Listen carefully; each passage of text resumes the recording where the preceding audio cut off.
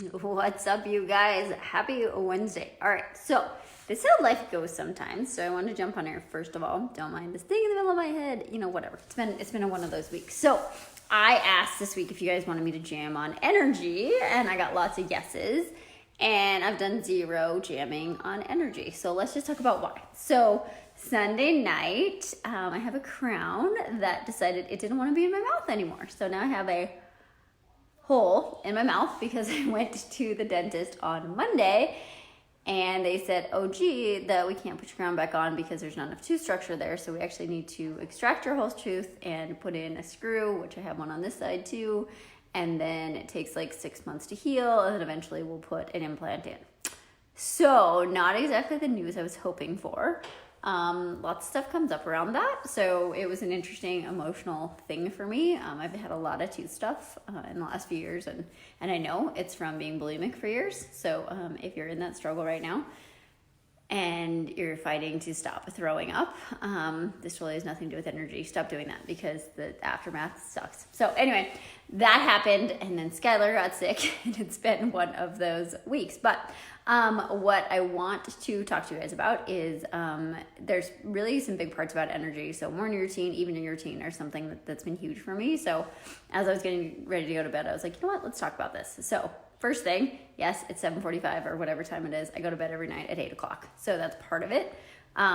So finding out, making sure you're getting enough sleep when we're talking about physical energy, right? So different parts of energy, like emotional energy, physical energy, spiritual energy, all that kind of stuff. But when we're talking like true emotional energy, like check your sleep. Like, are you going to bed? So I know so many people that, they sit around and they're like, I need to decompress at night. I need to do all those things. And it's like, yeah, maybe you do. And that can be partially true. I don't have that. I don't have that in my life because I go to bed with Skylar, who's now in the other room crying. But is that serving you, or would it be serving you really to just actually go to bed and like disconnect and turn off? So watch what time you're going to bed. My advice for going to bed is either find a book or something that you can just sort of get in bed that isn't your phone. And get in bed, turn your brain off, whether it serves you to read something that's educational, it serves you to read something that just kind of gets your mind out of where you are.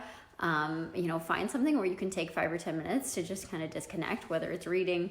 I love meditation before bedtime. So many of my clients really love to do meditation in the morning, and a lot of them love to do it at night, because when you can do that at night, you can turn off your brain and you can kind of reconnect with your body and let yourself rest. That's going to be the biggest piece. I talked to so many of our clients that just, they sleep, they're in bed, but they're not getting actual rest because their brains are just going. Okay. So just remember, like, your monkey mind is always rooted in fear. And if you're going to bed worrying about things and thinking about the next day or what's going to happen, what happened today or all of that stuff, like, you're not going to get true sleep. So take some time. Maybe it's journaling, whatever, meditating, guided meditation, whatever that is, breath work, where you can just sort of disconnect from your day. I always look back at 3 things that I'm grateful for. So we do this with the girls every night, and it's 3 things that you're grateful for, and 3 things that you're proud of yourself for. So getting yourself in that mindset of gratitude and being proud of yourself is also super, super important. So the more that you can get yourself off of your phone, the better. So I try to really disconnect. I'm obviously not doing this right now, but I try to really disconnect at least an hour before I go to bed, so that I'm not in that vibe of always being, connected and not really connected, but kind of connected. So those are my tips for your nighttime routine. So I will chat with you guys tomorrow morning about morning routine, because I think that honestly is the most it's the thing in my life that has changed the most and has truly shifted everything in my world. So I will do a video for you guys early tomorrow morning, and we'll talk about morning routine and the ways to actually get your day started in the right direction and maximize your energy. So if you guys have questions, let me know. Also, if you struggle to fall asleep, there's a lot of really good meditations, like abundance meditations, that you can turn on and listen to while you're sleeping.